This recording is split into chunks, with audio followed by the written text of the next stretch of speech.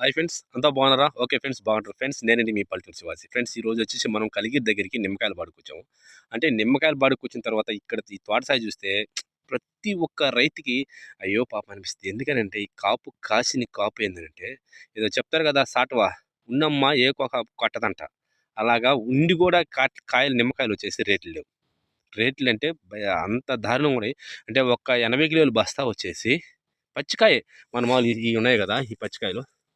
ఈ పచ్చికాయలు వచ్చేసి ఈ కాయలు వచ్చేసి 80 కేజీల బస్తా వచ్చేసి 700 రూపాయలు ఫైనల్. 700 రూపాయలు ఫైనల్ రేటు, అంతకాదు జాస్తి ఏం లేదు. ఓకే ఫ్రెండ్స్, మన వీడియో రెండు చూస్తుంటే సబ్స్క్రైబ్ చేసుకోండి, లైక్ కొట్టండి, షేర్ చేయండి. మన కోసం మంచి మంచి వీడియోలు తీసుకొస్తాం ఫ్రెండ్స్. చూద్దామండి ఇప్పుడు వచ్చేసి కాయలు ఎట్టున్నాయంటే మామూలుగా లేవు, భయంకరంగా ఉన్నాయి. కాయలు అంతా రాలిపోయినాయి. చెట్టు కింద ఏదో కొమ్మ ఊపితే రేగుపూలు ఎలా రాలిపోతాయో ఆ విధంగా రాలిపోయినాయి. చూడండి ఎట్లా చూడ ఎంత ఎంత రాలిపోయినాయి అంటే అంత భయంకరంగా రాలిపోయినాయి.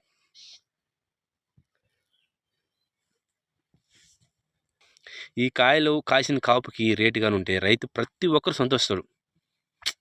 మామూలుగా లేదు రేట్ అయితే దారుణం.